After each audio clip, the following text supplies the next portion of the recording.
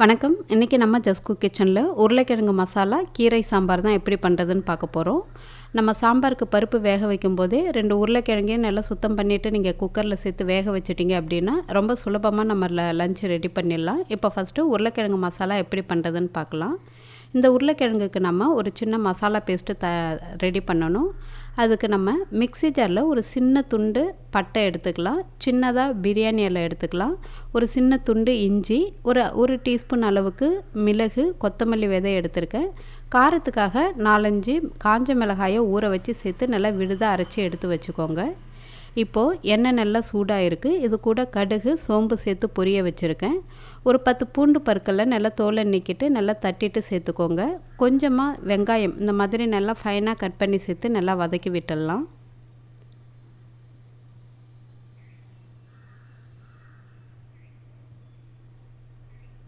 இப்போது வெங்காயம் நல்லா வதங்கினதும் ஒரு பெரிய சைஸ் தக்காளியை இந்த மாதிரி குட்டி குட்டியாக கட் பண்ணி சேர்த்துருக்கேன்.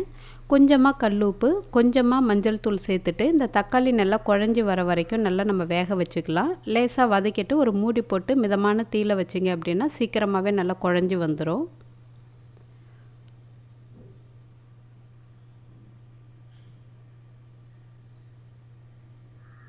இப்போது தக்காளி நல்லாவே குழஞ்சி ரெடியாக இருக்குது. இது கூட நம்ம அரைச்சி எடுத்துருக்கிற அந்த மசாலா பேஸ்ட்டையும் சேர்த்துட்டு அதே மிக்ஸி ஜாரில் கொஞ்சமாக தண்ணீர் விட்டு இது கூட நம்ம சேர்த்துக்கலாம். நான் காரத்துக்கு வந்துட்டு ஒரு 4-5 மிளகாய் சேர்த்துருக்கேன். நீங்கள் காரம் கொஞ்சம் அதிகமாக சேர்த்துப்பீங்க அப்படின்னா கூடுதலாகவோ இல்லை குறைவாகவோ நீங்கள் சேர்த்துக்கலாம். கொஞ்சமாக உப்பு சேர்த்துருக்கேன். நம்ம டேஸ்ட்டுக்கு தகுந்த மாதிரி உப்பு சேர்த்துட்டு தேவையான அளவுக்கு நம்ம தண்ணீர் விட்டு நல்லா மூடி போட்டு லைட்டாக எண்ணெய் பிரிஞ்சு வர வரைக்கும் நம்ம கொதிக்க வச்சிடலாம். இப்போது இது நல்லா எண்ணெய் பிரிஞ்சு ஓரளவு நல்லா திக்காக நல்லா தயாராகிருக்கு. இது கூட நம்ம வேக வச்சு எடுத்துருக்கிற இந்த மாதிரி கட் பண்ணி எடுத்துருக்கிற உருளைக்கிழங்கையும் சேர்த்து நல்லா கலந்து விட்டுடுங்க.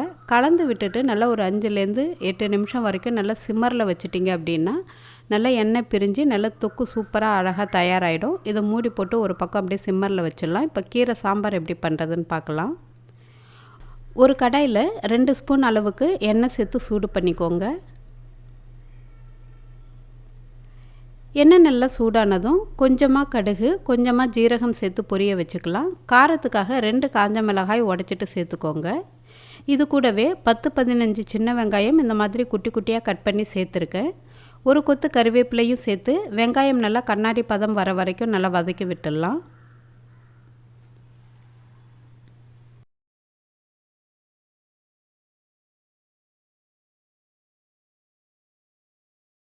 இப்போது வெங்காயம் நல்லா வதங்கினதும் ஒரு சின்ன சைஸ் தக்காளியை சின்னதாக கட் பண்ணி சேர்த்துருக்கேன். கொஞ்சமாக கல் உப்பு சேர்த்து நல்லா வதக்கிக்கலாம். பூண்டு நம்ம வெங்காயம் சேர்க்கும் போதே ஒரு 5-6 பூண்டு பற்களை தட்டிட்டு சேர்த்துக்கோங்க. நான் மறந்துட்டேன், அதனால் கடைசியாக சேர்த்துருக்கேன். நான் தக்காளி நல்லா குழஞ்சதும் 1 ஸ்பூன் அளவுக்கு நான் குழம்பு மிளகாய் தூள் சேர்த்துருக்கேன். கீரை சாம்பாருக்கு காரம் கம்மியாக இருந்தாலே ரொம்ப டேஸ்ட்டு நல்லாயிருக்கும். அதனால தான் நம்ம அதுக்கு சைட் டிஷ் அந்த உருளைக்கிழங்கு மசாலா நல்லா காரமாக ரெடி பண்ணுறோம். காம்பினேஷன் நல்லாயிருக்கும்.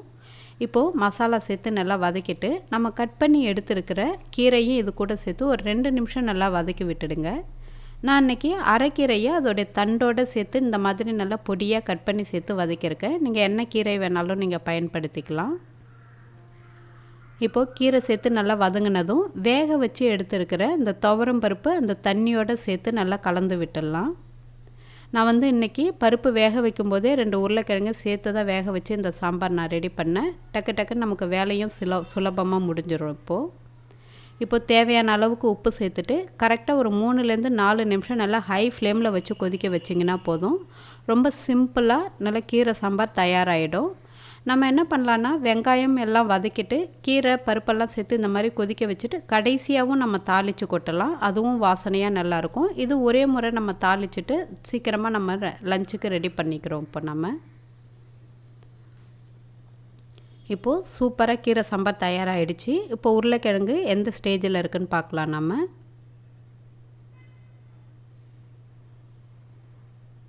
இப்போது அந்த உருளைக்கிழங்கு அந்த கிரேவியோடு சேர்த்து நல்லா கொதிச்சிட்ருக்கு. இதை இன்னும் ஒரு 2 நிமிஷம் நல்லா சிம்மரில் வச்சுருந்தீங்க அப்படின்னா அந்த மசாலா அந்த கிழங்கு நல்லா ஒட்டி வரணும். நல்லா திரண்டு வர மாதிரி இருந்தால் தான் நல்லா சாப்பிடும்போது நல்லா டேஸ்ட்டாக நல்லாயிருக்கும்.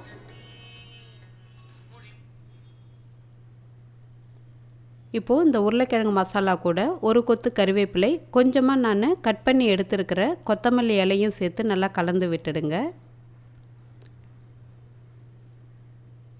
இந்த உருளைக்கிழங்கு மசாலா வந்துட்டு இந்த மாதிரி கீரை சாம்பார் மட்டும் இல்லை, நீங்கள் புளி சாதம், தயிர் சாதம், அது மட்டும் இல்லாமல் லெமன் சாதம் கூடலாம் வச்சு சாப்பிடும்போது ரொம்பவே நல்லாயிருக்கும். நார்மலாக நம்ம மிளகாய் கிள்ளி போட்டு சாம்பார் வைப்போம் இல்லைங்களா, அதுக்கு கூட இந்த உருளைக்கிழங்கு மசாலா ரொம்பவே அட்டகாசமாக நல்லாயிருக்கும். இப்போது ரொம்பவே சூப்பரான உருளைக்கிழங்கு மசாலா தயாராகிடுச்சு. இந்த கீரை சாம்பாரோட இந்த உருளைக்கிழங்கு மசாலாவும் சேர்த்து சூடான சாதத்தோடு சாப்பிடும்போது அவ்வளோ அட்டகாசமாக நல்லாயிருக்கும். நீங்களும் உங்கள் வீட்டில் ட்ரை பண்ணி பார்த்துட்டு எப்படி இருந்துச்சுன்னு சொல்லுங்கள். நன்றி, வணக்கம்.